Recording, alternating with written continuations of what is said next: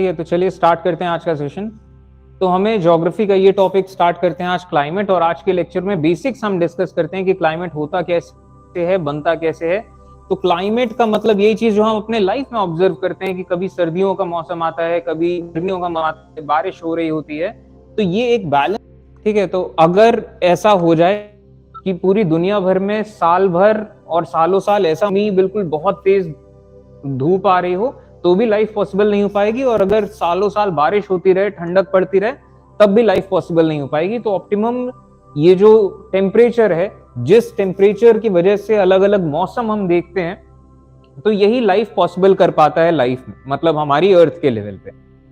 तो हम climate chapter में यही सब डिस्कस करेंगे कि क्या है ऐसे फैक्टर्स जो हमारे अर्थ को हैबिटेबल बनाते हैं कि यहाँ लाइफ पॉसिबल है। और हमारे अर्थ से ही अगर हम कंपैरिजन करें चांद का, तो चांद में कोई एटमॉस्फेयर नहीं है, कोई वाटर बॉडीज नहीं है। और तो इसके चलते हम चांद में देखते हैं कि जब दिन का टाइम होता है, जब टुवर्ड्स फेसिंग द सन, उस टाइम पे 120 डिग्री सेल्सियस पहुंच जाता है टेम्परेचर। और जैसे ही आप सूरज की दूसरी तरफ आते हैं, या कह लीजिए चांद में जब रात का टाइम होता है, तो -130 डिग्री सेल्सियस। तो आप देखिए कितना बड़ा वेरिएशन है।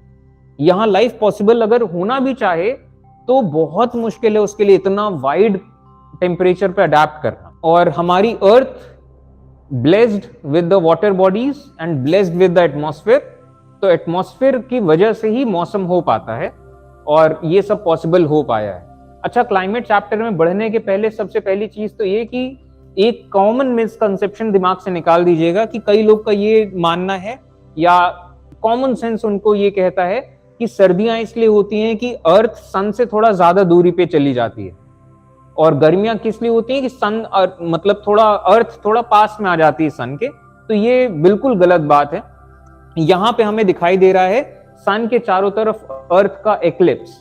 नो डाउट ये एक एक्लिप्स है, और ऐसा पॉइंट आता है कि कंपैरेटिवली अर्थ थोड़ा पास होती है सन के, इस पॉइंट को हम कहते हैं पेरीहीलियन। और एक पॉइंट आता है जब अर्थ थोड़ा ज्यादा दूर होती है सन के, इसे हम कहते हैं इस पॉइंट को एपीहीलियन।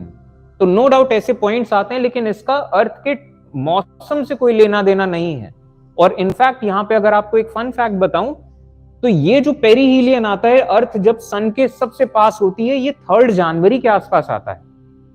तो यानी कि सर्दियों के मौसम में जब हम अभी इस टाइम पे जैसे टाइम चल रहा है, तो इस टाइम में अर्थ सन के सबसे ज्यादा पास है। और जब एक्सट्रीम गर्मियां चल रही होती हैं 3 जुलाई, तो उस टाइम पे जो जनवरी के कंपैरिजन में अर्थ ज्यादा दूर है सन से। और इन दोनों के बीच का डिफरेंस करीब करीब 5 लाख किलोमीटर्स का है, 5 लाख किलोमीटर्स।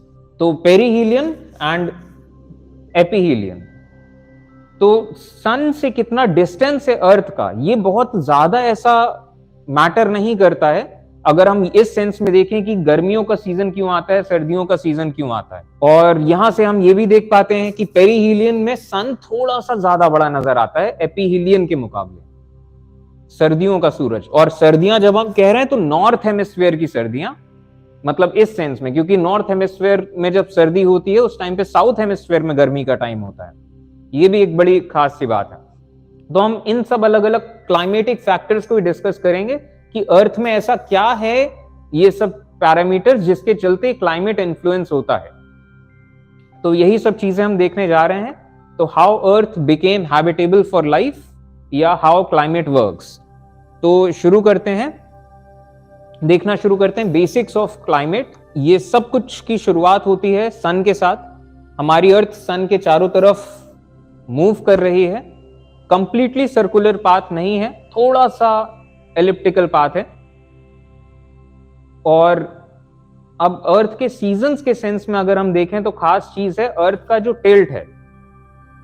तो अर्थ जैसे अभी चल रही है, अक्टूबर का महीना अभी चल रहा है, जैसे नवंबर, और हम यहां पे देखते हैं नवंबर दिसंबर, इस टाइम पे जो सन का ओवरहेड सन है कि सन की रेज डायरेक्टली कहां अर्थ पे पड़ रही है, तो ये सदर्न हेमिस्फीयर में डायरेक्ट रेज पड़ रही है और नॉर्थ हेमिस्फीयर में इनडायरेक्ट रेज पड़ रही हैं। तो नॉर्दर्न हेमिस्फीयर में इस टाइम पे ठंडक का टाइम है, और सदर्न हेमिस्फीयर में इस टाइम पे गर्मियों का टाइम है, दिसंबर। क्रिसमस हम जब याद करते हैं नॉर्थ हेमिस्फीयर से तो हमें बर्फ और खूब ठंडक नजर आती है। ऑस्ट्रेलिया में जो लोग क्रिसमस को कल्पना करते हैं तो उस टाइम पे उन्हें बहुत गर्मी नजर आती है कि हम बीच में हैं, घूम फिर रहे हैं, गर्मियों का टाइम, ठीक है। और इसी का उल्टा होता है नॉर्थ हेमिस्फीयर में जब ओवरहेड सन आता है। तो इसी के चलते ये सीजन्स बनते हैं यहाँ अप्रैल, और बीच में एक टाइम आता है जिस टाइम को हम कहते हैं इक्विनॉक्स, जब ओवरहेड सन इक्वेटर के ऊपर होता है और नॉर्थ हेमिस्फीयर साउथ हेमिस्फीयर दोनों में दिन बराबर होते हैं। अब जैसे जून का टाइम है, ये एक्सट्रीम का एक तरीके से टाइम है कि ओवरहेड सन यहाँ ट्रॉपिक ऑफ कैंसर के आसपास पड़ रहा है, डायरेक्ट रेज सूरज की। तो नॉर्थ हेमिस्फीयर में इस टाइम पे बहुत ज्यादा गर्मी है और सदर्न हेमिस्फीयर में बहुत इनडायरेक्ट रेज पड़ रही हैं, तो यहां बहुत ज्यादा गर्मी नहीं हो पाती। तो सदर्न हेमिस्फीयर में इस टाइम पे सर्दियों का टाइम है, अभी जैसे जून का महीना चल रहा है। तो ये जो अर्थ का टिल्ट, जो ओवरहेड सन का डायरेक्शन, ये एक्चुअली सीजन्स को बनाना शुरू करते हैं, क्योंकि इनकी वजह से होता है अर्थ में टेम्परेचर डिफरेंसेस। कहीं पे ज्यादा गर्मी है, कहीं पे कम गर्मी है, और टेम्परेचर डिफरेंसेस की वजह से फिर वो it leads to pressure differences, और फिर हवाएं चलना और फिर बादलों का बनना, वो सब चलता रहता है। वही सब फैक्टर्स हम यहाँ डिस्कस करेंगे इस चैप्टर में। तो it all starts with the sun. तो हम जैसे ये देखते हैं, यहाँ पे हमें दिखाई दे रहा है कितना CO2 निकल रहा है पूरी अर्थ से। तो जैसे अभी मार्च अप्रैल गर्मियों का थोड़ा सा टाइम चल रहा है नॉर्थ हेमिस्फीयर में, तो हम देखेंगे नॉर्थ हेमिस्फीयर में ये फाइटोप्लैंक्टन्स और जितने सब जगहों पे ये फोटोसिंथेसिस चल रहा है ज्यादा, तो ज्यादा कार्बन डाइऑक्साइड निकल रहा है नॉर्थ से।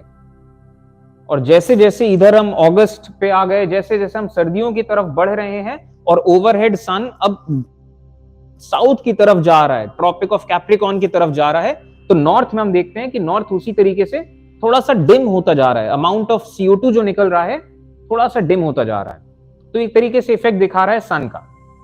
अब थोड़ा सा और चीजें आगे देखना शुरू करते हैं। तो सब कुछ ये शुरू होता है सनलाइट की वजह से। तो अर्थ में कहीं पे सनलाइट, यहां पे हम देखते हैं सनलाइट पड़ रही है हमारी अर्थ के हर जगहों पे, लेकिन अगर हम एक इक्वल साइज लैंड का लें इक्वेटर में और इधर पोल्स के पास, तो सेम साइज ऑफ लैंड है, लेकिन हम देखते हैं इक्वेटर में सेम साइज ऑफ लैंड पे कहीं ज्यादा सूरज की रोशनी आ रही है और डायरेक्ट एंगल पे आ रही है।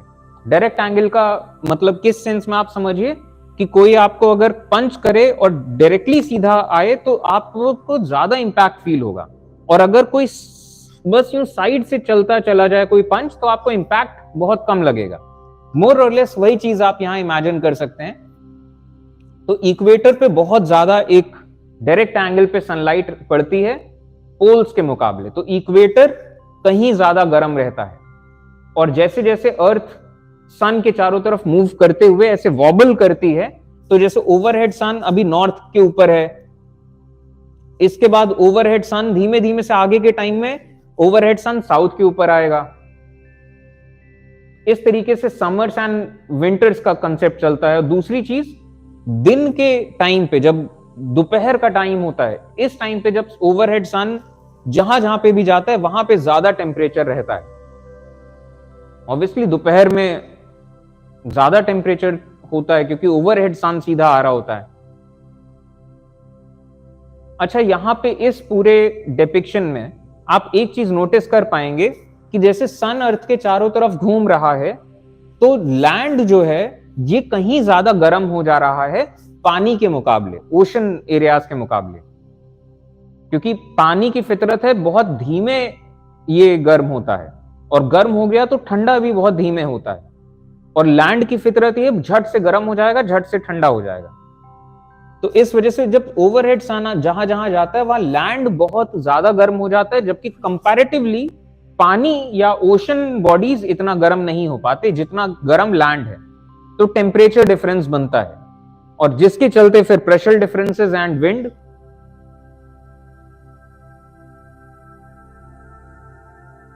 तो ये सन किस तरीके से लैंड एंड वाटर पे इफेक्ट डालता है। अब हम देखते हैं ओशंस के सेंस में वाटर बॉडीज, क्योंकि ओशंस में ही पानी है, और यही पानी है जो कि आप बारिश की कल्पना कर सकते हैं। तो होता है लैंड के कंपैरिजन में। लैंड 1 किलो को 1 डिग्री केल्विन से बढ़ाने सिर्फ 850 जूल्स चाहिए, और जबकि पानी को 4000 जूल्स करीब 1 किलो पानी को 1 डिग्री सेल्सियस से उठाने के लिए। तो ये जो हीट कैपेसिटी का फर्क है, इसी की वजह से ये चीज है कि पानी को गर्म करना भी थोड़ा सा ज्यादा टाइम लगता है। अब हमारे अर्थ में हमने लैंड एंड वाटर के सेंस में थोड़ा सा एक डिस्टिंक्शन देखा। पहले तो लैटिट्यूड्स के सेंस में देखा, इसके बाद लैंड एंड वाटर के सेंस में देखा। अब देखते हैं ऑल्टीट्यूड के सेंस में। तो हम यहां पे अगर प्रेशर के सेंस में बात करें तो ऑल्टीट्यूड से आता है प्रेशर। हम यहां पे देखते हैं ये जो इलाका है ज्यादा ठंडा सा दिखाई दे रहा है, ये जो तिब्बतियन प्लेट्यू है। अच्छा, ठंडा सा क्यों है, किस सेंस में?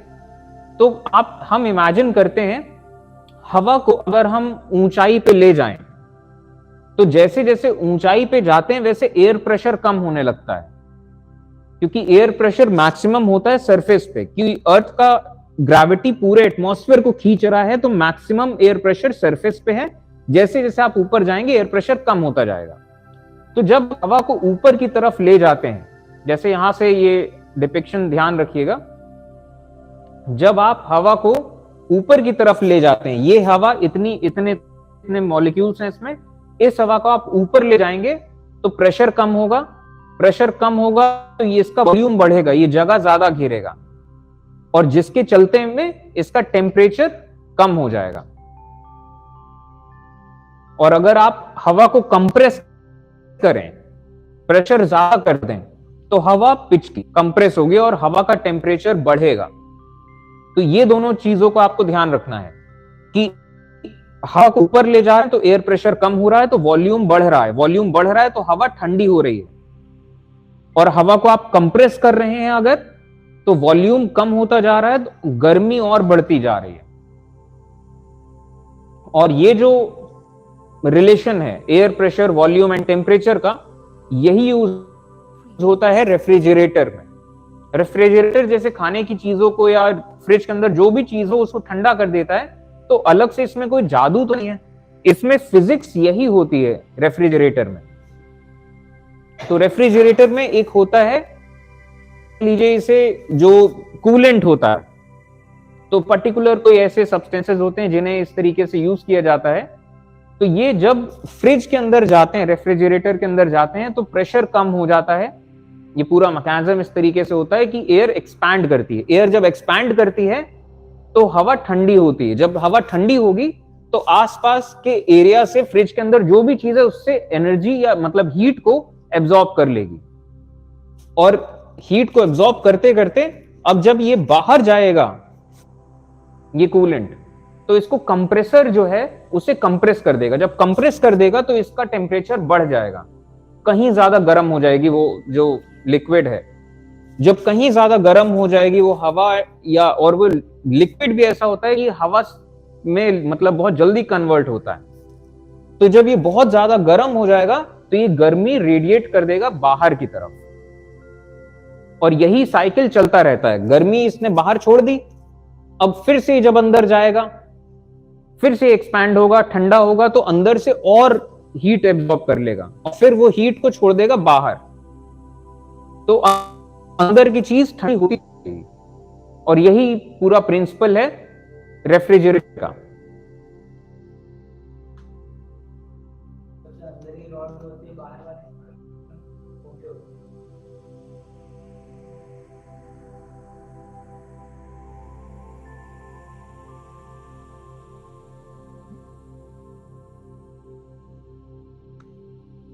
ठीक है, तो ये प्रिंसिपल रेफ्रिजरेटर का। बैग रख दीजिए, आराम से बैठ जाइए।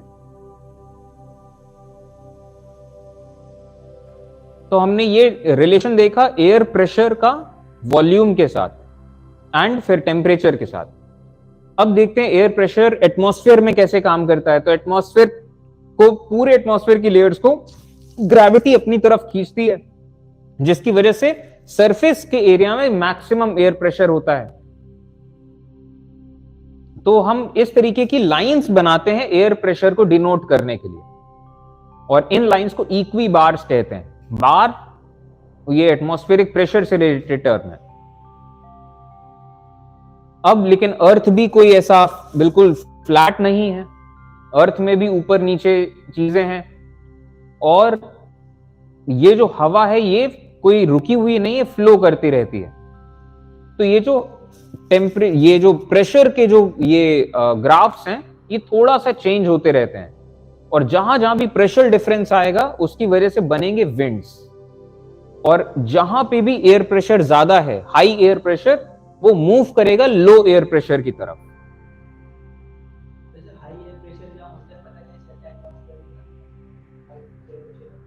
अभी आएगा, सब आगे आएगा।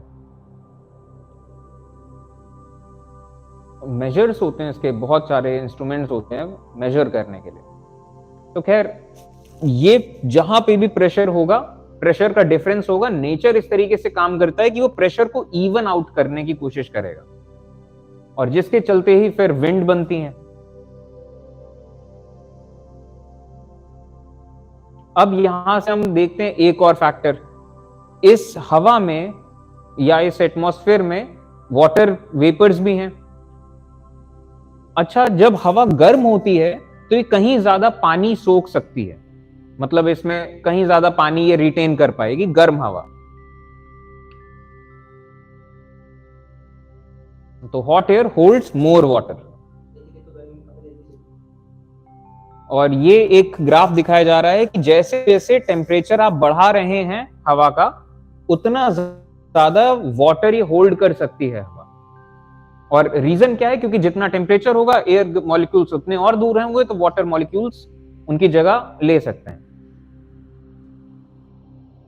लेकिन अब इसका रिवर्स में अगर देखें तो टेम्परेचर अगर कम हो जाए तो हवा की जो कैपेबिलिटी है कि कितना पानी रिटेन कर सकती है, कैपेबिलिटी कम हो जाती है। और इसी वजह से मतलब ठंडा हो गया अगर, तो पानी मतलब ये हवा से पानी निकलने लग जाएगा। इसी वजह से ओस पड़ती है कि दिन के टाइम में, दिन का टाइम है, इस टाइम पे सूरज ओवरहेड है या ज्यादा है तो गर्मी ज्यादा है, हवा गर्म है, तो इसमें एक लेवल ऑफ वाटर है हवा में। अब रात हो गई तो ये टेम्परेचर कम होने लगा, टेम्परेचर कम होने लगा तो हवा की जो काबिलियत है कि वो कितना पानी होल्ड कर सकती है वो कम हो रही है। तो हवा इतना पानी होल्ड नहीं कर पा रही क्योंकि हवा ठंडी हो गई अब, तो जो पानी था हवा के अंदर वो निकल रहा है तो जम आ रहा है सब जगह, और इसी चीज को हम कहते हैं ओस पड़ना या ड्यू, DEW। हाँ ठीक है, तो ओस क्यों पड़ती है, क्लियर हुआ, याद हुआ? तो ये चीज कि हम हवा में हमने देखा कि हम हवा को जब ऊपर ऊंचाई पे ले जाएंगे तो प्रेशर कम है, तो हवा को ऊंचाई पे ले जाएंगे तो हवा का वॉल्यूम बढ़ेगा और टेम्परेचर कम होने लगेगा। और हवा का जब टेम्परेचर कम होता है तो उससे पानी निकलने लग जाता है, जो भी पानी उसके अंदर होगा। तो यही चीज कि हम किसी भी हवा को अगर लिफ्ट करें, इफ वी लिफ्ट एयर, ऊंचाई की तरफ जाती जाएगी, तो हवा जब ऊपर जाएगी तो प्रेशर कम होता जाएगा, हवा एक्सपैंड करती जाएगी, एक्सपेंशन के साथ हवा ठंडी होती जाएगी, और ठंडी होने की वजह से जितना भी इसका वाटर वेपर था वो वाटर वेपर निकलने लग जाएगा इस हवा से, और जो वाटर वेपर निकलने लग जाएगा इसी के नतीजे में बादल बनेंगे। ठीक, तो जब आप ऊंचाई पे जाएंगे तो पानी कंडेंस होगा जो हवा का पानी है, और वो बादल बनेगा। हवा को ठंडा करना है बेसिकली, और ये बादल जो बनेंगे ये कहीं पे भी जाके बरस जाएंगे, बहुत दूर तो ऐसा नहीं, लेकिन फिर भी जहां पे इन्हें हवाएं लेके जा पाए। तो अब जरा देखते हैं कि एक तरफ मान लीजिए समंदर है, और समंदर के पास से यहां पे कहीं पहाड़ है, इस चीज की कल्पना करते हैं। तो जो समंदर से जो हवा आ रही है इसमें खूब सारा मॉइस्चर है, और ये हवा जब ऊपर की तरफ जा रही है पहाड़ में, तो ऊंचाई के साथ साथ ठंडी होती जा रही है। ठंडी होने के साथ साथ इसका वाटर कंटेंट निकलता जाएगा इससे, और बादल बनेंगे पहाड़ के ऊपर, बादल बनेंगे, और ये बादल बरस जाएंगे इसी तरफ। जैसे हवा ठंडी होगी बरसने लग जाएंगे, और जब हवा ये क्रॉस कर जाएगी तो ये जो हवा है, इस हवा से वाटर कंटेंट निकल चुका है काफी हद तक। तो अब ये हवा ड्राई एयर है, चाहे गर्म हो चाहे ठंडी हो, लेकिन मतलब थोड़ा ठंडी रहेगी, लेकिन अब ये ड्राई है इधर से जो निकल रही है।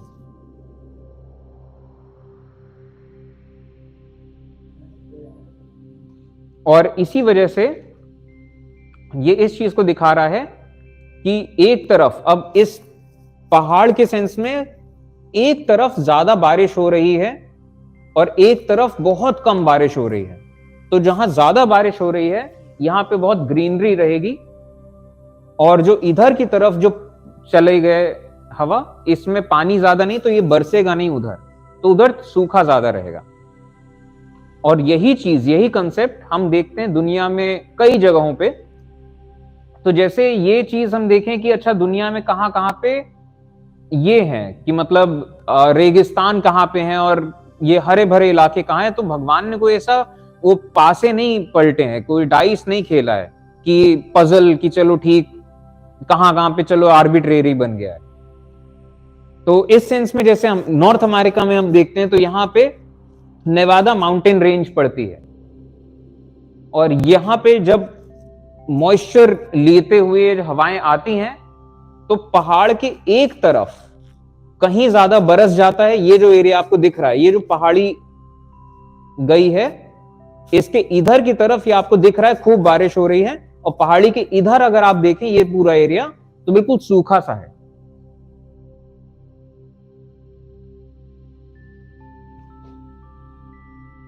और ये पूरी दुनिया के अलग अलग जगहों में आपको यहां जहां पे इस तरीके के पहाड़ और ऐसा आपको है, ये इसी तरीके का पैटर्न आपको नजर आएगा।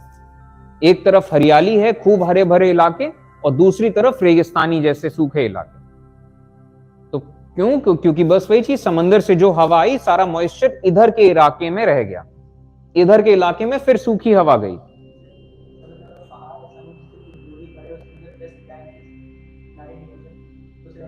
तब भी मोरल सही होगा। अब जैसे कि समंदर से जो वाटर वेपर्स लेते हुए मॉनसून की हवाएं आती हैं, वो हिंदुस्तान भर में आती हैं, जहां जहां रुक गए वहां बरस गए, जहां जहां हो गया बरस गए, और करते करते फाइनली हिमालय की इधर की तरफ सब बरस जाता है। और हिमालय के पार तिब्बतियन प्लेट्यू पूरा सूखा है।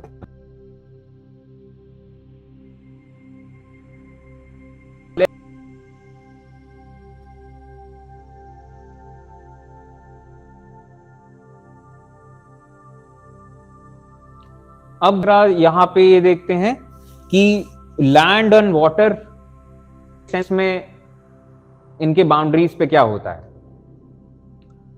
तो जहां जमीन है बहुत जल्दी गर्म हो जाएगी, तो यहां पे जो हवा है, गर्म हवा ऊपर की तरफ उठेगी, और ऊपर उठते उठते ये जब ऊपर जाती जाएगी तो थोड़ी ठंडी हो जाएगी। और यहां पे अगर टोटल हम देखें तो यहां पे जो नीचे के एरिया में लैंड के पास बनेगा लो प्रेशर, कि हवा ऊपर जाती जा रही, तो यहां पे लो प्रेशर है कंपैरेटिवली, क्योंकि कम मॉलिक्यूल्स बच पा रहे हैं, ज्यादा सारे मॉलिक्यूल्स ऊपर की तरफ चले जा रहे हैं, लो प्रेशर। और ऊपर मॉलिक्यूल्स का जमावड़ा हो रहा है, तो ऊपर बन गया हाई प्रेशर। और जब हाई प्रेशर होगा, एक तरफ ज्यादा मॉलिक्यूल्स हैं और इधर भी कम मॉलिक्यूल्स हैं, इधर भी कम मॉलिक्यूल्स हैं, तो जहां पे ज्यादा मॉलिक्यूल्स हैं वो इवन आउट होने की कोशिश करेंगे, तो ये हवा इधर की तरफ जाएगी। तो air moves from high pressure to low pressure, और जब यहां पे जाती जाएगी हवा, ठीक है, यहां पे जब जाती जाएगी हवा, तो यहां पे जैसे जैसे थोड़ा सा अब नीचे की तरफ आएगी, ठंडी हो चुकी है हवा, तो ये डाउन आएगी। और जब डाउन होगी तो यहां पे नीचे सरफेस में बनेगा हाई प्रेशर, और यहां सरफेस में लो प्रेशर बन ही रहा था। तो एक, हाँ वो साइकिल ही है। तो इसकी वजह से हमें दो तरह की हवाएं नजर आएंगी, जमीन है, ये समंदर है। तो इस टाइम पे जैसे दिन का टाइम है, तो यहां सरफेस में high pressure to low pressure हवा आएगी, तो समंदर से हवा आएगी जमीन की तरफ। और अगर ऊपर देखा जाए तो हवा जा रही है जमीन से समंदर की तरफ ऊपर। तो एयर सर्कुलेशन हमें इस टाइप से कुछ नजर आता है कि ऊपर का एक डायरेक्शन होगा और नीचे का कोई दूसरा डायरेक्शन होगा।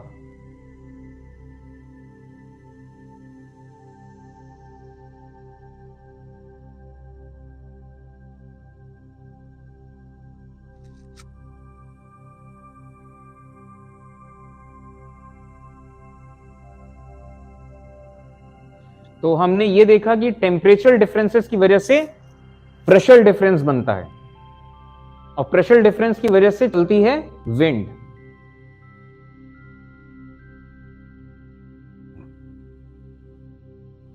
और ये साथ ही साथ में हमारी अर्थ स्पिन भी कर रही है, गोल घूम रही है। तो हमारी अर्थ गोल घूम रही है, तो इसका भी एक इफेक्ट पड़ रहा है जिसको हम कहते हैं कोरियोलिस फोर्स।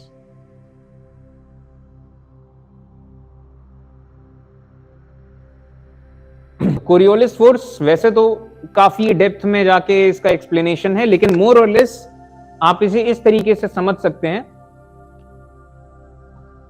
कि ये तो वैसे जिस्ट बताया जा रहा है इसका, हम अर्थ के रोटेशन के सेंस में हम इसे बताते हैं कोरियोलिस फोर्स को।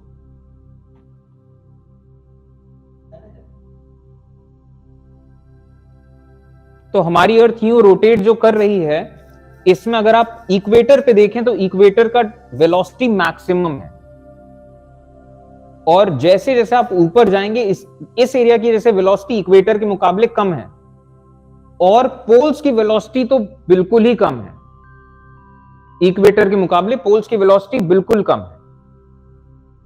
तो अगर ऐसी घूमती हुई अर्थ में, मतलब आप इस तरीके से कल्पना करें कि दो ट्रेन चल रही हैं, बीच वाली ट्रेन बहुत ज्यादा तेज चल रही है और बगल वाली ट्रेन थोड़ा धीमे चल रही है। तो आप इस वाली ट्रेन से इस वाली ट्रेन में जाएंगे तो आप थोड़ा सा पीछे की तरफ, मतलब इसमें पिछड़ जाएंगे, मतलब ये ज्यादा तेज चल रही है।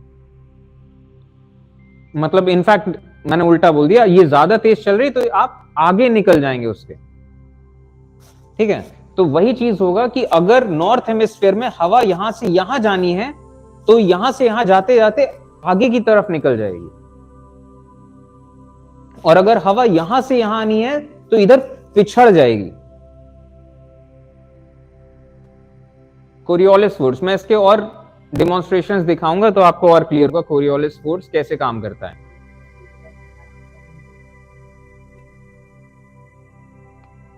कुछ टाइम्स के लिए। तो कोरियोलिस फोर्स के दो चीजें आप जरूर याद रखिएगा। नॉर्थ हेमिस्फीयर में अगर हवा चल रही है तो कोरियोलिस फोर्स उसे राइट की तरफ घुमाएगी, क्योंकि इक्वेटर सबसे ज्यादा तेजी से चल रहा है, इक्वेटर के ऊपर थोड़ा कम तेजी है, तो इक्वेटर से इधर हवा जाएगी तो आगे की तरफ निकलेगी।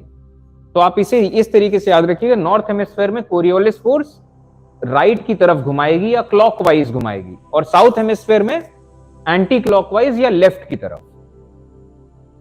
और दूसरी चीज, जैसे जैसे आप इक्वेटर से दूर जाते हैं कोरियोलिस फोर्स बढ़ती जाती है।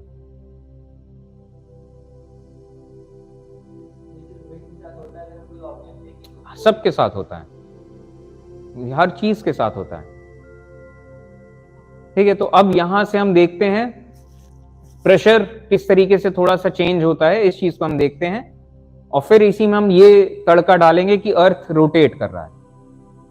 तो इक्वेटर सबसे ज्यादा सनलाइट यहां पड़ती है, सबसे ज्यादा गर्मी, तो जिसके चलते जितनी जमीन की जो हॉट एयर है वो ऊपर राइज करेगी, ऊपर राइज करेगी, तो ये ऊपर की तरफ जाएगी, तो नीचे बनेगा लो प्रेशर जोन और इसके ऊंचाई पे बनेगा हाई प्रेशर जोन।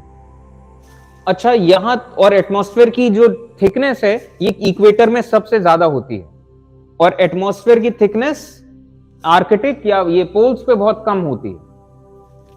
तो खैर यहां पे बनेगा हाई एयर प्रेशर, और वहीं दूसरी तरफ अगर हम देखें जो आर्कटिक एरिया है, यहां पे बनेगा काफी ये एक लो प्रेशर जोन। तो हवा मूव करेगी from high pressure to low pressure.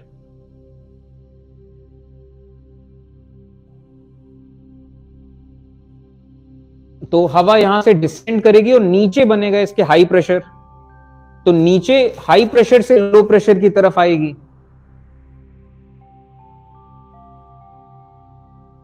तो ये एक ऐसा साइकिल जैसा बनेगा कि नीचे से हवा ऊपर की तरफ गई एयर, तो नीचे लो प्रेशर बना, और आर्कटिक में इधर हाई प्रेशर है सरफेस पे, तो आर्कटिक से इधर की तरफ हवा आएगी, और ये जो ऊपर हवा चलेगी यहां हाई प्रेशर है तो इधर की तरफ जाएगी इसके ऊपर जहां लो प्रेशर है।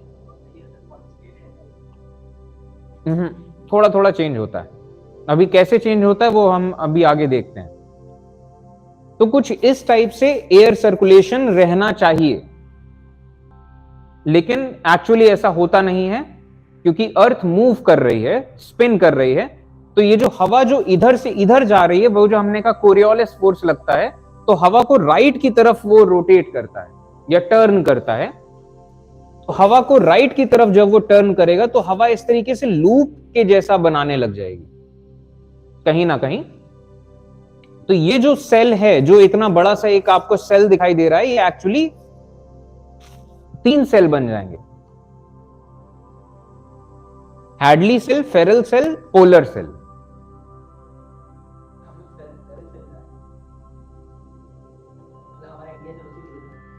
करीब करीब।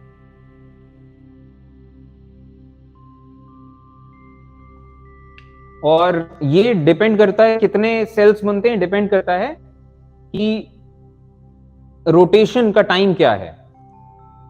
तो जैसे हमारी अर्थ एक दिन में एक स्पिन करती है, वीनस 243 डेज में एक स्पिन करता है, और जुपिटर 10 घंटे में एक स्पिन करता है। तो जितना स्पिन होगा उतना तेज कोरियोलिस फोर्स होगा। तो वीनस इसका कोरियोलिस फोर्स बहुत कम है, अर्थ का ज्यादा है। तो वीनस में हम देखेंगे कि करीब करीब ऐसे 2 सेल ऐसे बनेंगे। हमारी अर्थ में 3 सेल बनते हैं ओवरऑल अगर देखे जाए,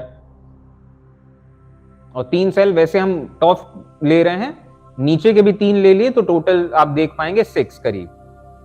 और जुपिटर में 10 ऐसे सेल बनेंगे, क्योंकि वो और तेजी से स्पिन कर रहा है। तो ये है ग्लोबल एयर सर्कुलेशन।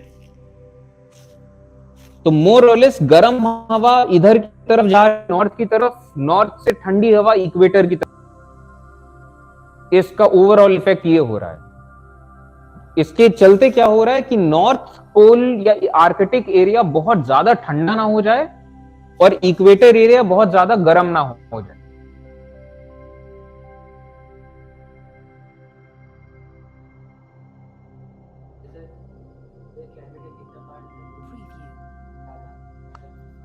नहीं, अभी हम बेसिक्स ही कर रहे हैं,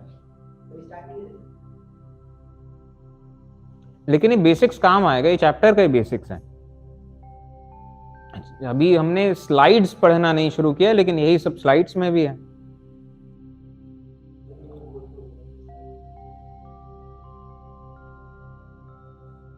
तो ये ग्लोबल एयर सर्कुलेशन अर्थ को मॉडरेट करता है, पूरे अर्थ के टेम्परेचर को, और हमें दिखाई देता है कि आर्कटिक एरिया -40 डिग्री से कम नहीं जाता है, और इक्वेटर एरिया ये 27 डिग्री या इतने के आसपास करीब करीब रहता है ऑन एन एवरेज।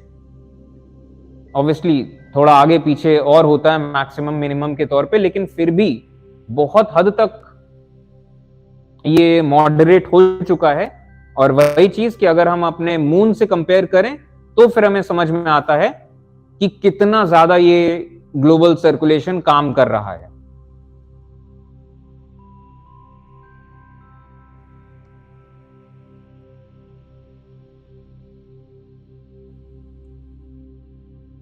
तो हमारे मून के कंपैरिजन में अगर पानी होता तो बर्फ जरूर होती रात के टाइम पे। पानी नहीं तो बर्फ कहां से होगी? हमने ठंडी की कल्पना बर्फ से कर रखी है अर्थ के तौर पे, क्योंकि पानी है यहाँ पे। और एक और चीज, यहाँ सर्दी के टाइम पे मतलब यहाँ पर बर्फ, अगर पानी होता तो यहाँ बर्फ बन जाता, और जैसे ही सूरज दिन होता वैसे ही वो वेपर बन जाता। लिक्विड स्टेट में बहुत कम टाइम को रह पाता, बस सूरज निकल रहा है, बस थोड़ी देर को लिक्विड होता और फिर से वेपर। तो खैर ये चीज हमने देखा, और हम ये इन्हीं सब फैक्टर्स के चलते अब ये देखेंगे कि ग्लोबल क्लाइमेट ये बनता कैसे है, कि पूरी दुनिया में किस तरीके से डिसाइड हुआ कि कहां पे जंगल होगा, कहां पे रेगिस्तान होगा, कहां पे कैसा मौसम होगा, ये डिसाइड कैसे होता है। ये सब चीजें हम डिस्कस करेंगे। और ये plotting of the climate world map पे ये हम कल बनाएंगे, आज हम बेसिक्स ही देख रहे हैं इसका। अच्छा, बेसिक्स में अब ये भी चीज देखते हैं। अब बेसिक तौर पे इक्वेटर से शुरू करते हैं, इन सेल्स को देखना और शुरू करते हैं। तो इक्वेटर वो एरिया जहां सबसे ज्यादा सनलाइट पड़ती है, सबसे ज्यादा गर्म एरिया है। यहां पे लैंड में देखें तो दोनों तरफ से हवा कन्वर्ज हो रही है, और होगा क्या, एक्चुअली हवा ऊपर की तरफ जा रही है। हवा ऊपर की तरफ जा रही है तो लो प्रेशर बन रहा है सरफेस पे, तो आसपास से हवा आ रही है, इक्वेटर पे आसपास से हवा आ रही है, और यही हवा राइज करके ऊपर जा रही है, ऊपर हाई प्रेशर बन रहा है जो कि इधर की तरफ जब जाएगा। तो ये चीज हमने देखा कि जब हवा ऊपर जाती है तो ठंडी होती है, और जब ठंडी होती है हवा तो उसका वाटर कंटेंट निकलता है। तो जब इक्वेटर की हवा ऊपर जाएगी, ठंडी होगी, तो बहुत सारा बादल इक्वेटर के आसपास बनेगा, और इक्वेटर के आसपास सबसे ज्यादा बारिश होगी, जो कि हम देखते भी हैं। सबसे ज्यादा बारिश और ये बादल इक्वेटर के आसपास हैं, और इसी वजह से जितने भी दुनिया में ये जो ट्रॉपिकल एवरग्रीन रेन फॉरेस्ट हैं, वो सब इक्वेटोरियल इलाके में पाए जाते हैं। चाहे यहां पे इधर ब्राजील के जो ट्रॉपिकल एवरग्रीन फॉरेस्ट हैं, रेन फॉरेस्ट हैं, चाहे इधर अफ्रीका के हैं, चाहे इंडोनेशिया के हैं, ये सब इक्वेटोरियल एरिया पे पाए जाते हैं, क्योंकि ये इक्वेटर है कि यहां से इस पूरे लाइन के इर्द गिर्द सबसे ज्यादा ये वेपोराइज होता है, गर्मी ज्यादा है, पानी ज्यादा वेपोराइज होता है, ऊपर जाता है, ठंडा होता है, बादल बन के बरस जाता है आसपास।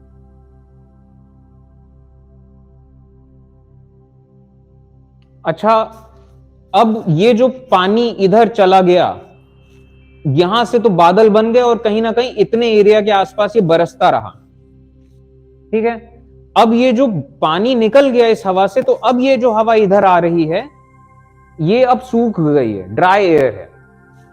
तो ये हवा इधर जा रही है और नीचे से हवा इधर की तरफ, ऊपर की तरफ आ रही है। तो ये कन्वर्ज कर रहे हैं, और फिर यहां पे हाई प्रेशर बन रहा है, तो ये नीचे की तरफ अब डाउन हो रहे हैं।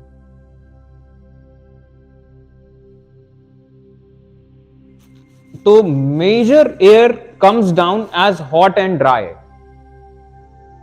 तो इसकी वजह से जो सब ट्रॉपिकल एरियाज हैं, सब ट्रॉपिकल एरियाज, यहां पे हवा आ रही है ऊपर से नीचे और मॉइस्चर नहीं है हवा में, तो यहां पे बारिश बहुत कम है। तो दुनिया में जितने भी डेजर्ट पाए जाते हैं, रेगिस्तान, ये सब के सब ज्यादातर ये सब ट्रॉपिकल एरियाज में पाए जाते हैं। ये देखिए, ट्रॉपिक ऑफ कैंसर यहां से जा रहा है, तो ट्रॉपिक ऑफ कैंसर ने इधर ये अमेरिका में, नॉर्थ अमेरिका में यहां पे रेगिस्तानी इलाका है, मेक्सिको और ये सब, फिर सहारा रेगिस्तान, यहां मिडिल ईस्ट का रेगिस्तान, और यही सब ट्रॉपिकल हाई, यही सब जाता है हिंदुस्तान के यहां वाले इलाके तक। और दूसरी तरफ ट्रॉपिक ऑफ कैप्रिकॉर्न, यहां पे रेगिस्तानी इलाके हैं साउथ अमेरिका में, यहां अफ्रीका में, इधर ऑस्ट्रेलिया ज्यादातर रेगिस्तानी है। सब ट्रॉपिकल एरियाज, यहां पे रेगिस्तान ज्यादा होते हैं। और वही चीज ज्योग्राफी जो है किस तरीके से फिर वहां की सोसाइटी को इन्फ्लुएंस करता है। अब रेगिस्तानी इलाके, जितने भी रेगिस्तानी इलाके हैं, ये सब के सब छोटे छोटे कबीले वाले इलाके हैं, और यहाँ पे अब इनको पानी भी बचाना है, खाने के लिए बहुत ज्यादा वैरायटीज नहीं है, तो ज्योग्राफी किस तरीके से इनके कल्चर को इन्फ्लुएंस करेगा कि कपड़े कैसे पहनेंगे। रेगिस्तानी इलाके में तो कैसे कपड़े पहन पाओगे आप, ठीक है, आप खाना क्या खाओगे, आपके सामाजिक तौर तरीके क्या होंगे, क्योंकि छोटे छोटे कबीलों वाले इलाके हैं ये, क्योंकि इतना पानी नहीं है कि आप हर जगह खेती कर सको और हर जगह लोग बस सकें। तो किस तरीके से ये सब इन्फ्लुएंस करते हैं ज्योग्राफी सोशल को। ये चैनल बहुत अच्छा चैनल है, यहां से बहुत कुछ मैंने उठाए हैं वीडियोस, इनके क्लिप्स, तो एक तरीके से क्रेडिट गिविंग है इनका, इट्स जस्ट एस्ट्रोनॉमिकल।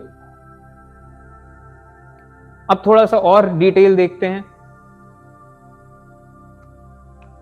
तो 3 सेल मॉडल ये हमने अभी तक देखा, और आप यहां नोटिस करें कि इक्वेटर से हवा ऊपर की तरफ जाएगी, ये हवा फिर ऊपर ऊपर जाएगी और फिर यहां पे डिसेंड करेगी सब ट्रॉपिकल एरियाज में। इसी तरीके से यहां का किस तरीके से है,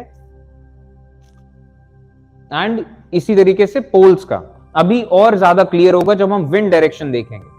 लेकिन अभी यहां ये जरूर क्लियर रखिएगा कि प्रेशर एरियाज कौन कौन से हैं। तो हम देखेंगे प्रेशर डिफरेंसेस बनाते हैं विंड्स, एंड विंड्स का हम डायरेक्शन देखेंगे।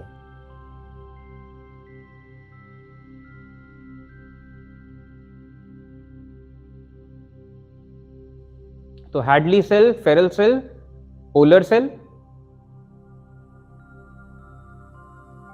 जहां पे हवा ऊपर की तरफ जा रही है वहां पे बादल बनेंगे और बारिश होगी, और जहां पे हवा नीचे की तरफ गिर रही है वहां पे ड्राई रहेगा, क्योंकि नीचे हाई प्रेशर बनेगा और नीचे बारिश नहीं हो पाएगी। बारिश वहीं होगी जहां ऊंचाई पे कंडेंसेशन हो रहा है।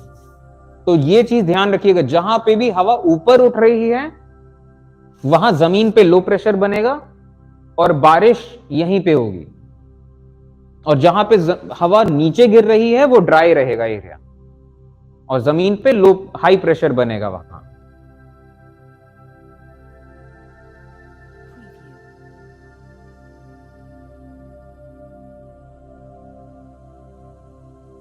तो अब यहां पे हवा ऊपर की तरफ उठ रही है,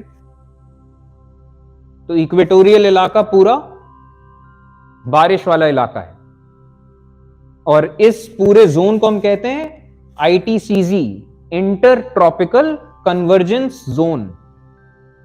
ये हवा कन्वर्ज हो रही है ना, नीचे नीचे दोनों तरफ से एक हो रही है, तो इसे इंटर ट्रॉपिकल यानी कि ट्रॉपिक्स के बीच में कन्वर्ज होने वाला जोन, ITCZ। ये वो लाइन है जिसमें सबसे ज्यादा बारिश होती है, और ये तो तब की लाइन है जब सूरज अबव इक्वेटर हो। लेकिन क्या सूरज हमेशा अबव इक्वेटर होता है? नहीं, वो यहां से इधर के ट्रॉपिक्स तक जाता है, फिर नीचे की तरफ जाता है, इक्वेटर से होते फिर इधर ट्रॉपिक, और फिर से आता है इधर की तरफ। तो ITCZ भी मूव करता है, और ITCZ के साथ सब कुछ मूव करता है। खैर, अब इधर देखते हैं, हैडली सेल फेरल सेल के बीच में हवा डाउन हो रही है, नीचे आ रही, तो ये सब ट्रॉपिकल हाइज। इधर यहां पे भी हवा ऊपर जा रही है, तो पोलर फ्रंट, यहां पे भी बारिश होती है खूब, और कोरियोलिस फोर्स बहुत ज्यादा है, तो यहां पे तूफान भी बहुत आते हैं। अभी वो भी आगे आएगा। अब नॉर्थ पोल में हवा नीचे डिसेंड हो रही है, तो नॉर्थ पोल में आप देखेंगे कि बहुत ज्यादा, मतलब ये वहां बारिश नहीं होती नॉर्थ पोल में। आज से ठंडक है तो बर्फ बहुत है, लेकिन बर्फ कभी पड़ते नहीं दिखाई देगी आपको।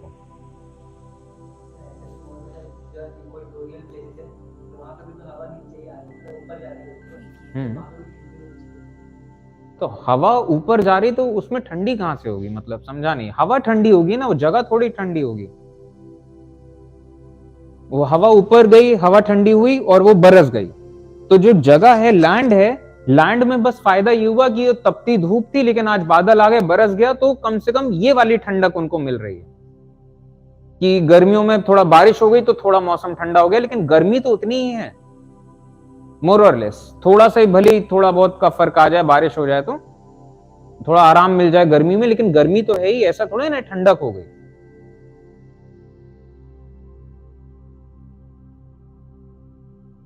तो ये प्रेशर का एक पूरा डिस्ट्रीब्यूशन है, कहां पे हाई प्रेशर, कहां पे लो प्रेशर। इक्वेटोरियल एरिया पूरा का पूरा लो प्रेशर है, बारिश लो प्रेशर पे आती है। सब ट्रॉपिकल हाई, दोनों ट्रॉपिक्स हाई हैं, इसके बाद फिर एक लो बेल्ट आई है, पोलर वाली लो बेल्ट है, और फिर उसके बाद फिर से हाई है साउथ पोल और नॉर्थ पोल पे। कोरियोलिस फोर्स विंड को डिफ्लेक्ट करती है towards right in northern hemisphere, ये तो हमने देखा। तो अगर कहीं पे लो प्रेशर है तो आसपास से हवा आएगी, और अगर ये low pressure area north hemisphere में है तो हवा डायरेक्ट हो जाएगी थोड़ा सा राइट की तरफ, जिसके चलते ऐसा सा कुछ आएगा। तो यानी कि अगर कोई भी हवा जिस डायरेक्शन में, मान लीजिए हवा इधर जा रही है, तो यानी कि लो प्रेशर उसके लेफ्ट में है, तो हवा इधर जा रही है। ये भी कनेक्शन ध्यान रखिएगा, नॉर्थ हेमिस्फीयर में हवा अगर जिस तरफ जा रही है, लेफ्ट की तरफ लो प्रेशर होगा। घूम चुकी तभी तो ऐसा हुआ है।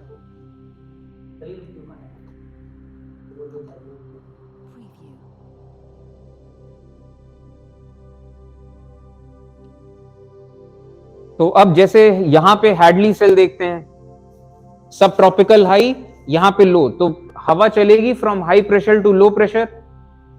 हाई प्रेशर से हवा लो प्रेशर की तरफ आनी है। अब यहां पे दो तरीकों से आप विजुअलाइज कर सकते हो। पहला तरीका ये, इक्वेटर ज्यादा तेजी से मूव कर रहा है, ये सब ट्रॉपिकल एरिया ये कम तेजी से मूव कर रहा है, तो कम तेजी से आप ज्यादा तेजी की तरफ जाओगे तो आप पिछड़ से जाओगे थोड़ा सा, हवा उधर से इधर जानी होगी, लेकिन एक्चुअली वो यूं सीधा जाने के बजाय वो थोड़ा सा यूं करते कर्व नजर आएगी आपको। ठीक है, पहला तो तरीका ये। दूसरा तरीका क्या, सिंपल सा, हवा किस तरफ मूव करेगी, फ्रॉम हाई टू लो, यानी कि इधर से इधर आएगी। और जब नॉर्थ हेमिस्फीयर में हवा जहां पे भी मूव करती है, कोरियोलिस फोर्स उसे टुवर्ड्स राइट मोड़ती है, तो हवा यूं करके आएगी।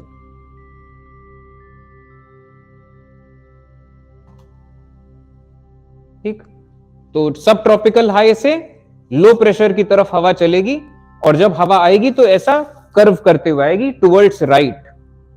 तो आप इसे कह लीजिए टुवर्ड्स राइट डिफ्लेक्शन हो रहा है, या आप यूं कह लीजिए कि ये इसकी स्पीड ज्यादा है तो ये पिछड़ जा रही है। आप इसे जो कह लें, लेकिन वो एक प्रोसेस चल रहा है, और आप बस कयास लगाइए कि ऐसा क्यों हो रहा है। तो इन विंड्स को हम कहते हैं ट्रेड विंड्स, और इनका नाम ट्रेड विंड्स क्यों पड़ा, क्योंकि जो जहाजी लोग यूरोप से निकलते थे अमेरिका जाने के लिए, वो इन हवाओं का इस्तेमाल करते थे, क्योंकि ये हवाएं सीधा इसी डायरेक्शन में चल रही हैं, तो इन हवाओं को आप फॉलो करते रहिए तो आप सीधा इधर की तरफ आ गए, और ट्रेड से इनका नाम पड़ा ट्रेड विंड्स। अब इधर फेरल सेल देखते हैं, इधर हाई प्रेशर, इधर लो प्रेशर, तो हवा जाएगी हाई प्रेशर से लो प्रेशर। डायरेक्शन क्या होगा, राइट की तरफ जाएगी, तो ये यूं जाएगी। और दूसरे तरीके से अगर आप देखें तो इसका टाइम वेलोसिटी ज्यादा है मूव करने का, इसका वेलोसिटी और कम है, तो जब ज्यादा वेलोसिटी से कम वेलोसिटी की तरफ आप जाएंगे तो आप आगे की तरफ उससे हो जाएंगे, आगे।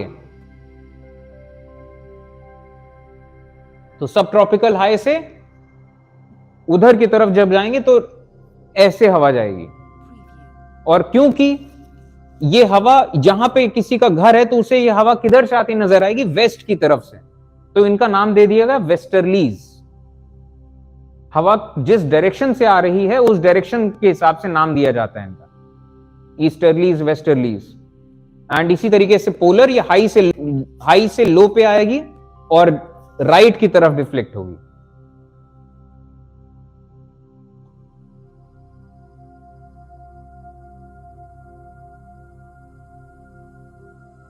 तो ये प्रेशर का डिपिक्शन, और प्रेशर के चलते, प्रेशर डिफरेंसेस के चलते विंड बनती है, एंड विंड के डायरेक्शंस, और जैसा ऊपर गया है वैसा ही नीचे की तरफ, हाई से लो और लेफ्ट की तरफ, हाई से लो लेफ्ट की तरफ, हाई से लो लेफ्ट की तरफ। तो ये विंड डायरेक्शन हो गए। तो pressure creates wind, and pressure differences किस तरफ है वो बताते हैं कि विंड का डायरेक्शन क्या होगा।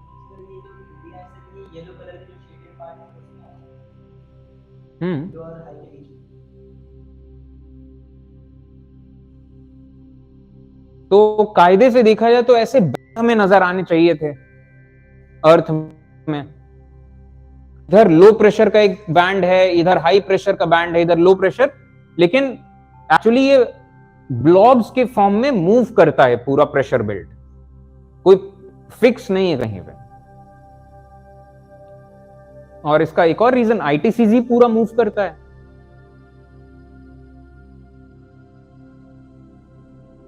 तो ये जो प्रेशर का जो है, और एक और चीज, लैंड जो है कहीं ऊंचा है कहीं नीचा है, और ज्यादातर लैंड है नॉर्थ हेमिस्फीयर।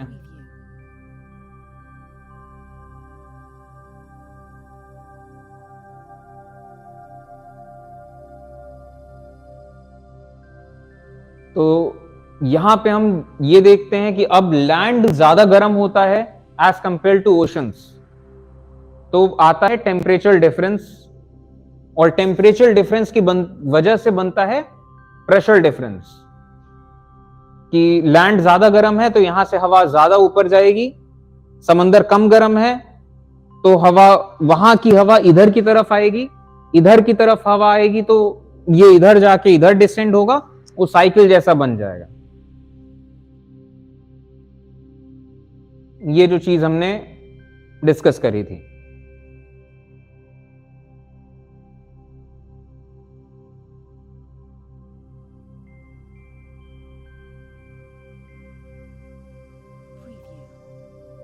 तो यहां पे ये जो लैंड का इफेक्ट है ये हमें यहां नजर आता है, टेम्परेचर की वजह से प्रेशर पे जैसे क्या असर पड़ता है।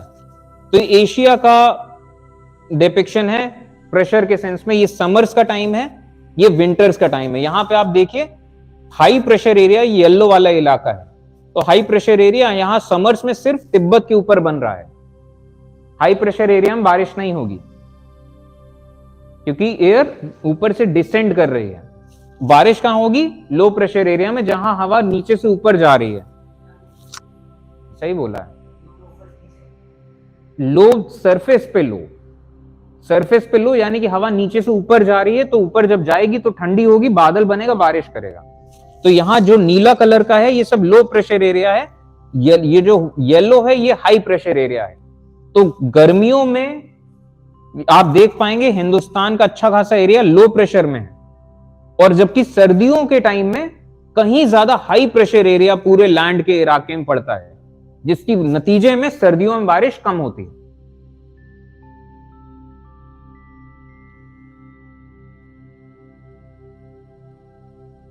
और इन्हीं जो कुछ कंसेप्ट हमने देखे, इन्हीं कंसेप्ट का यूज करके हम थोड़ा सा अंदाजा लगाते हैं साउथ अमेरिका की ज्योग्राफी कैसे बनी है।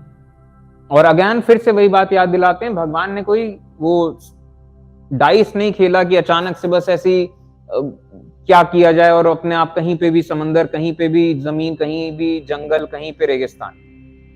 तो साउथ अमेरिका की ज्योग्राफी, साउथ अमेरिका का एक बड़ा इलाका आता है हैडली सेल में, नीचे वाला इलाका आता है फेरल सेल में। तो हैडली सेल, यहां हम देखते हैं कि हवाएं इधर लेफ्ट की तरफ जा रही हैं और फेरल सेल में हवाएं राइट की तरफ जा रही हैं। अब जब ये हवाएं लेफ्ट की तरफ जो आ रही हैं, ये समंदर से आ रही हैं, ये मॉइस्चर लेके आ रही हैं। तो ये जो मॉइस्चर लेके आ रही है हवाएं, यहां पे बरसती जा रही हैं इधर इधर, और यहां से आईटीसीजी भी गुजरता है। तो आईटीसीजी ऊपर नीचे होता है तो खूब बारिश होती है इस पूरे एरिया में। तो यहां पे रेन फॉरेस्ट है, आईटीसीजी, एंड इधर से जो हवा आ रही समंदर का मॉइस्चर लेते हुए, और इधर की तरफ थोड़ा गर्म पानी है। तो खैर ये हैडली सेल, अब यहां पे आए पहाड़, तो वही जो चीज कि पहाड़ के जिस डायरेक्शन से हवा आ रही है उस डायरेक्शन में विंड वर्ल्ड साइड में बारिश हो जाती है। तो यहां पे इधर वाले पहाड़ों पे इधर की तरफ विंड वर्ल्ड डायरेक्शन में बारिश हो जाएगी और इधर लेफ्ट की तरफ बचेगा डेजर्ट। और जबकि फेरल सेल में हवा इधर की तरफ जा रही है, तो ये इधर की तरफ बारिश हो जाएगी और इधर की तरफ बचेगा डेजर्ट। तो हैडली सेल में इधर की तरफ से खूब बारिश होती गई और लेफ्ट पहाड़ के, ये जो पहाड़ की लाइन जो गई है, इस पहाड़ के लेफ्ट में रेगिस्तान है और इधर की तरफ, पहाड़ के इधर की तरफ रेगिस्तान है। यहां पे लेफ्ट की तरफ काफी ज्यादा हरियाली है। हिंदुस्तान में भी मोर और लेस यही है कि हिंदुस्तान में भी जब मॉइस्चर इधर समंदर की तरफ आता है तो इधर वेस्टर्न घाट जो हमें नजर आते हैं, वेस्टर्न घाट्स के इधर की तरफ में ही खूब जो हमें ट्रॉपिकल एवरग्रीन रेन फॉरेस्ट मिलता है वो इधर काफी बरस जाता है। तो राजस्थान सब ट्रॉपिकल एरिया में आया ना। मैं तो इधर का नीचे वाला एरिया वेस्टर्न घाट्स की बात कर रहा हूं। तो यही जो सब ट्रॉपिकल हाई में हवा ऊपर से नीचे आ रही है, तो जमीन पे हाई प्रेशर बन रहा है, तो हाई प्रेशर में बारिश नहीं होगी। और ये इक्वेटर की हवा से पानी निकल चुका है। सब ट्रॉपिकल हाई जो आई है हवा वो ड्राई एयर है। तो सब ट्रॉपिकल हाईज में जहां जहां भी सब ट्रॉपिकल हाई है वहां वहां रेगिस्तानी इलाका होगा मोस्टली, अगर वहां किसी और जगह से पानी नहीं आ सकता तो। जैसे यहां अमेरिका में इधर रेगिस्तान हमें मिलता है। अच्छा, रेगिस्तान इधर क्यों नहीं मिलता? क्योंकि हवाएं जो समंदर से आ रही हैं वो यहां पे बरसती रहेंगी, इस वजह से ये इलाका रेगिस्तान नहीं है। लेकिन इधर का पानी खत्म होता गया तो इधर कुछ बचा नहीं फिर। और यही सब ट्रॉपिकल हाई इंडिया के उधर तक गया है।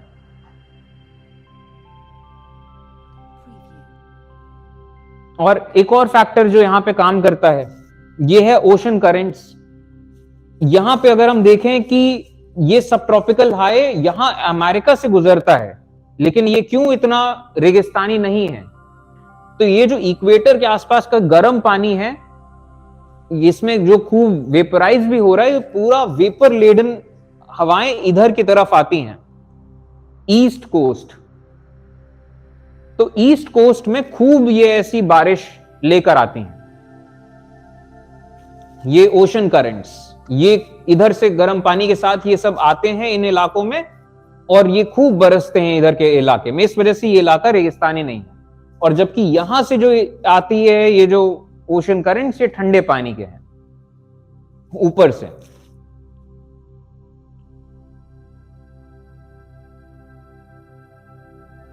और ये ओशन करंट्स ईस्ट के डायरेक्शन की तरफ हमें नजर आते हैं।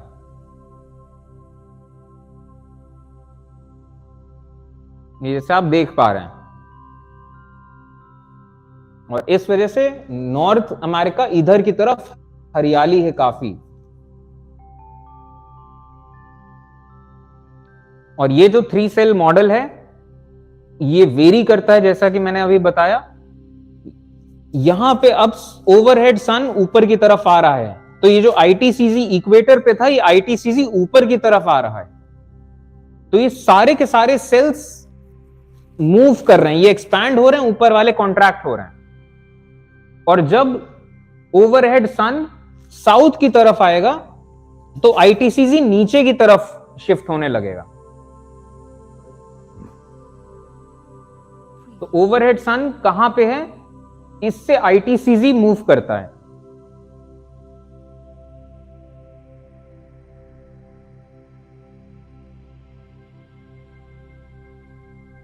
तो जैसे ये equator, tropic of cancer, overhead sun, तो आईटीसीजी ये यहां तक आता है गर्मियों के टाइम में।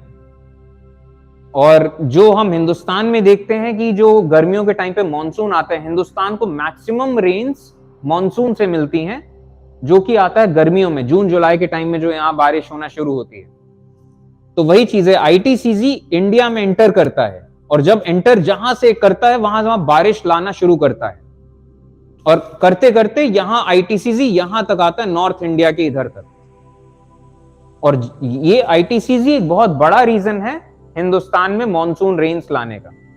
और सर्दियों के टाइम में जब नॉर्थ में सर्दियां होती हैं और overhead sun tropic of Capricorn के आसपास होता है, तो आईटीसीजी नीचे हो जाता है काफी।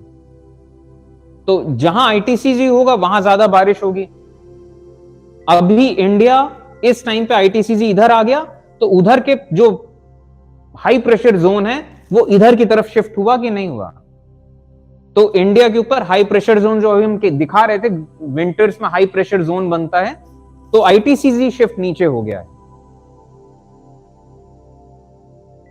तो इस आईटीसीजी के शिफ्ट होने पे किस तरीके से चेंज होता है और हिंदुस्तान में मॉनसून आता है।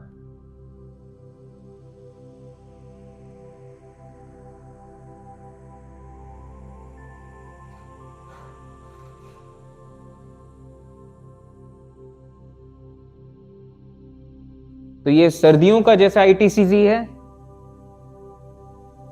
और यहां पे जैसे जैसे सूरज ऊपर की तरफ जाएगा ओवरहेड सन, तो लैंड ज्यादा गर्म होगा समंदर के मुकाबले। लैंड गर्म हो ज्यादा होगा तो यहां लो प्रेशर बनेगा, लो प्रेशर होगा तो ये हाई प्रेशर विंड्स को अट्रैक्ट करेगा अपनी तरफ, तो समंदर से मॉइस्चर लेके हवाएं इधर की तरफ आएंगी। जितना लो प्रेशर आईटीसीजी पे सबसे ज्यादा लोवेस्ट प्रेशर बनता है, तो जितना लो प्रेशर बनेगा उतना ज्यादा ये हवाएं मॉइस्चर लेके यहां से इधर से आएंगी इंडियन ओशन से, और फिर ये एंटर करते हैं यहां पूरा इलाका बरसते हुए, और फिर मॉनसून के बाद फिर ये रिट्रीट होता है। तो हम इस चैप्टर में यही सब देखेंगे कि पहला पार्ट हम ये सब जो देखेंगे इस चैप्टर में कि क्लाइमेट के फैक्टर्स क्या क्या हैं। इसके बाद हम इंडियन क्लाइमेट देखेंगे कि मॉनसून कैसे आता है और डिस्ट्रीब्यूशन ऑफ रेनफॉल कैसे होता है, ये सब चीजें।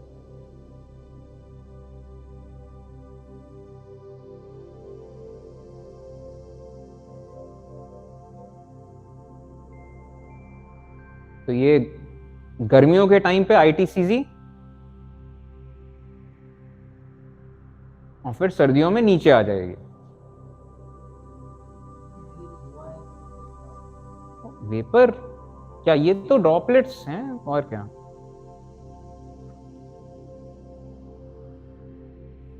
तो ये गर्मियों के टाइम पे आपको दिखाई दे रहा है आईटीसीजी, सब ट्रॉपिकल हाई यहां पे जा रहा है, और इधर का सब ट्रॉपिकल हाई यहां पे है।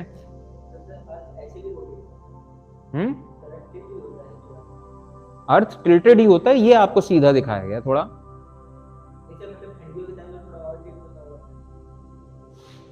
अर्थ के टिल्ट में थोड़ा बहुत चेंज होता है, लेकिन गर्मी सर्दी के हिसाब से नहीं होता है। उसकी एक अलग साइकिल होती है जिसे मिलांकोविक साइकिल्स कहते हैं, और जिसके नतीजे में फिर आइस एजेस आती हैं।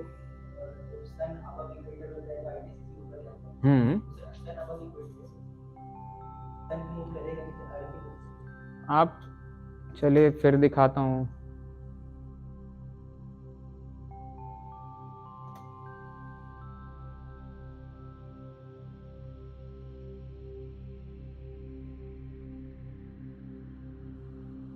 ओवरहेड सन अभी कहां है? नॉर्थ हेमिस्फीयर में।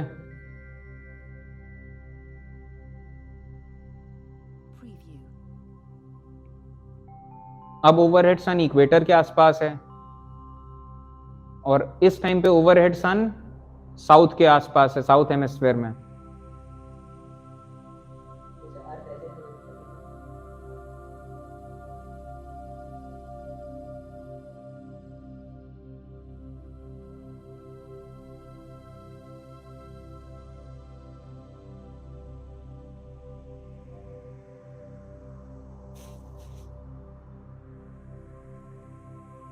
ओवरहेड सन अभी सदर्न हेमिस्फीयर के ऊपर है।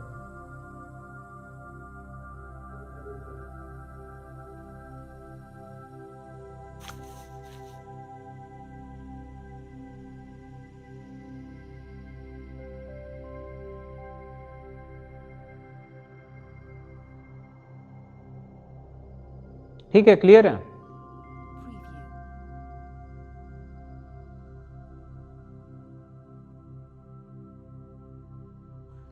तो ये है बेसिक्स ऑफ क्लाइमेट जो हमने अभी देखा। कल इसी चीज को हम थोड़ा सा ब्रशअप करते हुए आगे बढ़ेंगे और फिर आगे का चैप्टर हम डिस्कस करेंगे। और पहले तो हम ये देखेंगे पूरे वर्ल्ड के लेवल पे कैसे डिसाइड होता है अलग अलग कॉन्टिनेंट्स में। हम खुद से प्लॉट करेंगे कि अलग अलग कॉन्टिनेंट्स में कहाँ गर्मी, कहाँ सर्दी, कहाँ कम पानी, कहाँ ज्यादा पानी, ये सब हम चीज देखेंगे। और फिर इसके आगे फिर जाएंगे हमारे चैप्टर की तरफ, क्लाइमेट, प्रेशर, ये सब चीजें। ठीक है, अभी तक कोई डाउट किसी को? ठीक है, चलिए आज का सेशन एंड करते हैं।